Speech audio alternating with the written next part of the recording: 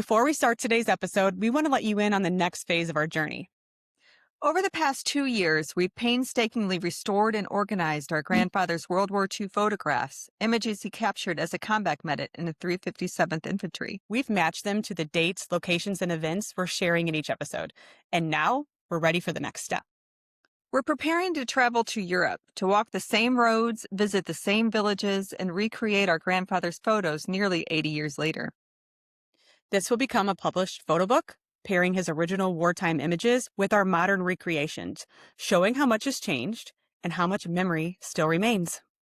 If this project resonates with you, we'd love for you to be part of it. You can support our journey and help preserve those stories by visiting rootsofdiscovery.me. Every contribution, big or small, brings us closer to walking in our grandfather's footsteps and sharing this legacy with the world. Thank you for walking this road with us. We're just getting started. In episode 1, we left the story on March 22nd, 1944. The 357th had finished preparations at Camp Kilmer, New Jersey, and stepped aboard the HMS Dominion Monarch, a massive British troop ship, setting sail for England and the unknown journey ahead. This week, we followed them across the Atlantic, from departure to arrival in Liverpool on April 3rd, and their transfer the next day to a training camp near Kidderminster, England. By early 1944, the Allied command was in full motion, preparing for Operation Overlord, the daring invasion of Nazi-occupied Europe. Every day, troop convoys streamed out of the U.S., carrying thousands of soldiers. Imagine the ships leaving port, decks crowded with men bracing for the unknown, the hum of engines mingling with the quiet tension of anticipation, each convoy a rolling army moving towards history. Over 1.5 million U.S. troops would funnel through the U.K. before D-Day, a massive human tide preparing for one of history's most daring operations. The 90th Infantry Division was part of that buildup, and our grandfather, alongside the 357th Medics, was right in the thick of it, marching through crowded camps, learning the land, and bracing for the moment they would step onto foreign soil and into the unknown. But first, they had to survive the crossing, an 11-day journey across U-boat-infested waters. Amanda, what do the minute reports say about this time? March 23, 1944, departed New York port of embarkation aboard HMS Dominion Monarch, troop morale high, Atlantic crossing uneventful. Arrived Liverpool, England, April 3, 1944. It's incredible how understated the phrase Atlantic crossing uneventful really is, when day after day, German U-boats lurked beneath the waves and convoys had to weave and zigzag to stay out of harm's way.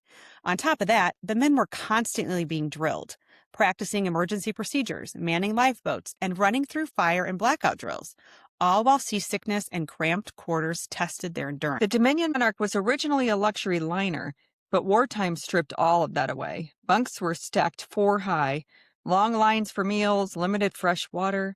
Ships like Dominion weren't glamorous liners like the RMS Queen Mary. Most were converted passenger or cargo ships, crowded, uncomfortable, and honestly, pretty vulnerable. The ship sailed as part of a massive convoy of dozens of vessels stretching across the horizon, escorted by vigilant destroyers and patrol boats. Most of the troops had no idea where they were headed, only that they were leaving everything familiar behind and venturing into the vast, unpredictable Atlantic. Many soldiers had never seen the ocean before. I mean, imagine growing up in a small town, and suddenly you're on a huge ship heading straight into waters hunted by German U-boats. Our grandfather's role in the crossing was both critical and grueling, tending to seasick soldiers, patching minor injuries, and keeping infections at bay in cramped, chaotic quarters.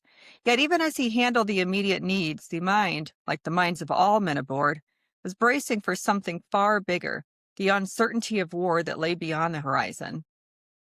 I mean, picture it. The Statue of Liberty fading in the distance, the skyline of home slipping away, and not knowing if you'd even ever see U.S. soil ever again. Fear, excitement, pressed in from all sides. And then silence takes over. Just the waves, the wind, and the vast open ocean around you. That's when it hits, how far from home you really are, and how small you feel in the middle of it all. The rocking of the ship, the distant foghorns, the smell of salt and oil, it's all you have, and it drives home the reality of the journey. Another huge feel was water itself. Not just drowning, but freezing. The North Atlantic could be brutal, especially in the winter, and soldiers were warned survival time to be measured in minutes. One GI said he wasn't afraid of the torpedo, he was afraid of the cold. That says a lot. Yeah, those days at seas weren't just about waiting around. The men were drilled constantly, fire drills, lifeboat exercises, blackout protocols. Not every soldier sailed on proper troopship. Some, like Warren R. Kaler, were packed onto converted banana boats that rattled and swayed through the Atlantic. Here's a short excerpt from a 2008 interview where he describes the rough crossing, from Puke Alley to stalled engines. So now you're in the 8th Armored Division, the 36th Tank Battalion. And these units started to leave out of Camp Kilmer, New Jersey, Yes, October 44. yes. So that's where you went?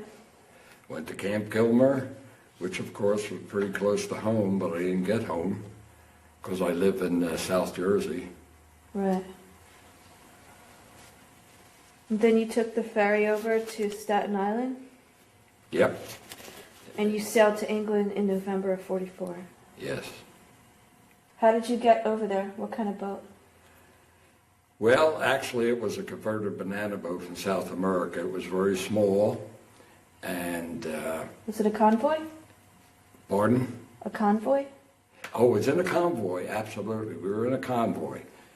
And this boat, very small, and it just bounced around like a cork, and everybody on board was seasick.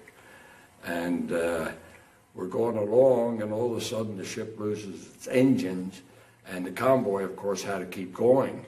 Okay. It was at that time when the German U-boats were picking us off, and we just felt like we were sitting ducks for that.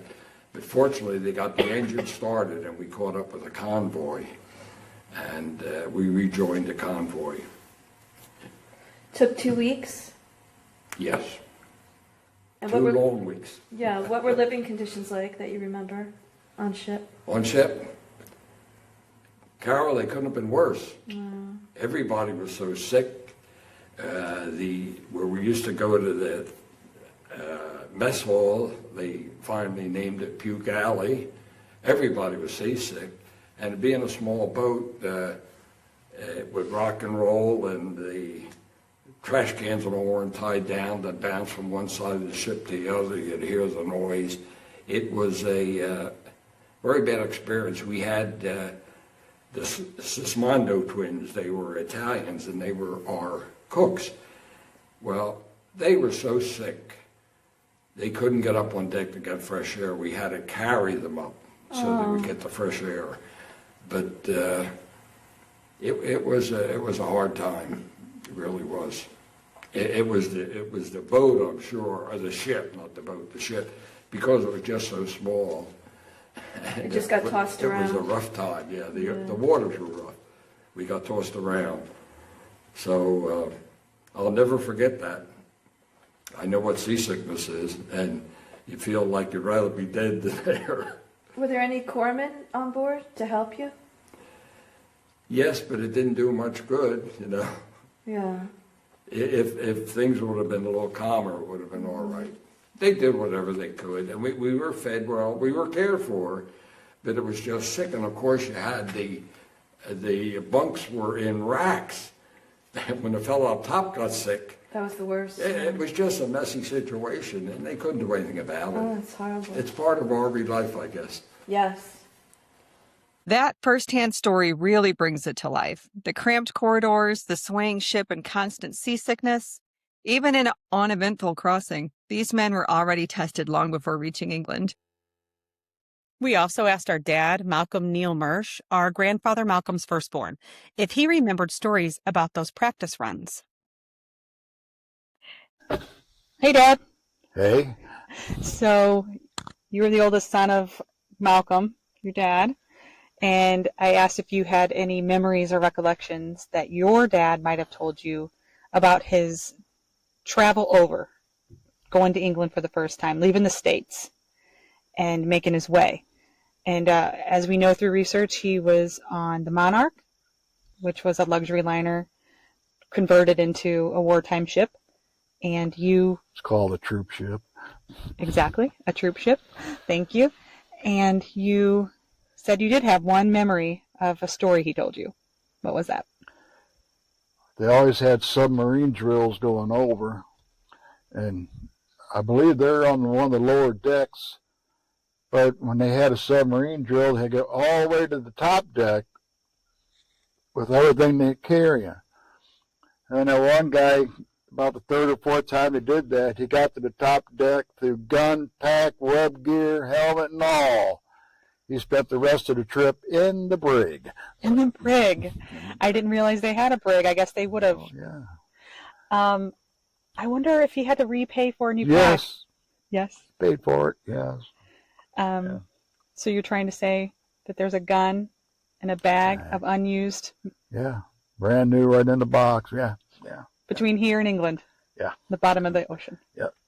Okay. Yeah. Thank you for your story today. You're It's welcome. Great talking to you. That story shows the strain of endless drills, how even the most disciplined men sometimes hit a breaking point. Let's see what the minute reports say next. April 3rd, 1944, docked Liverpool, England, debarked in orderly fashion, received by British military transportation, overnight staging. The relief to see land must have been palpable. One soldier reportedly said he'd never been so happy to see fog in his life, and for many, the crossing marked the moment they stopped being civilians. They became soldiers in a real war. Liverpool was still recovering from the Blitz, heavily bombed between 1940 and 1942. Entire blocks flattened, the skyline scarred with bombed-out churches and warehouses. Food shortages and rationing were part of daily life. The port itself was industrial, gritty, and packed with activity. Ships coming and going, soldiers moving through, dock workers unloading supplies. And for American troops, Liverpool was both welcoming and overwhelming. And cold. April in northern England isn't forgiving, especially for men fresh from the southern U.S. states. April 4th, transported by train to a temporary camp, 14 miles from Kidderminster, billeted in local structures, began orientation and acclimatization. Kidderminster Training Camp. Kidderminster is a town in Worcestershire, central England. The surrounding countryside was dotted with rolling hills, farmland, and villages, a stark contrast to Liverpool. The area was transformed to house and train thousands of American troops. They likely stayed in Nissen huts, semicircular corrugated metal structures, or requisitioned homes, barns, and farm buildings.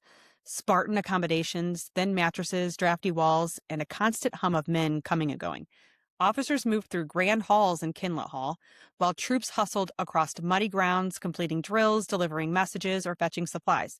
A vivid picture of wartime organization layered over the countryside. For medics, the next weeks were intense, learning British terrain, practicing evacuations, and preparing for combat medicine under fire. Preparation included calisthenics, gas mask drills, and long marches that started 15 miles at a normal pace, but eventually increased to speed hikes of 5 miles per hour. Whoa, I'd have shin splints after the first day. Yeah, I'd be faking a twisted ankle just to get out of that. Oh, yes. According to the history of the 90th Infantry Division, a period of intense training consisted of mine detection, village fighting, assault on fortified positions, hedgerow fighting, artillery firing problems, road marches, and obstacle courses. The rough edges were polished off, and coordination between units became more than a word. It became an accomplished fact. It's strange to think of Grandpa walking through Liverpool in combat gear, probably carrying his aid bag and thinking, where are we going? And then stepping off the train in a small English town, surrounded by sheep and hedgerows, preparing for war. He must have felt far from home, but he was with his unit, men he trained with and relied on. Together, they shared the same worries, exhaustion, and unspoken understanding that whatever came next, they'd face it as a team. In April 1944, the 90th Infantry Division was spread across southern and central England, scattered among training camps, temporary barracks, and drilling fields. Soldiers practiced constant exercises, equipment checks, and maneuvers, all preparing for a mission still shrouded in secrecy, D-Day. Each regiment, including the 357th, underwent weeks of intense training, weapons familiarization, medical drills, map reading, and unit coordination. Every day tested endurance and focus, preparing them for the realities of combat. They also trained for amphibious landings, even without knowing what was coming. Every splash into cold, choppy water and every practice assault on beaches built both skill and anticipation. This part of the war is often overlooked, but it was vital. These were the in-between days of preparation. And for medics, it was the calm before the storm. Soon they'd be saving lives under machine gun fire and mortar attack. But in April 1944, they were still training, still waiting.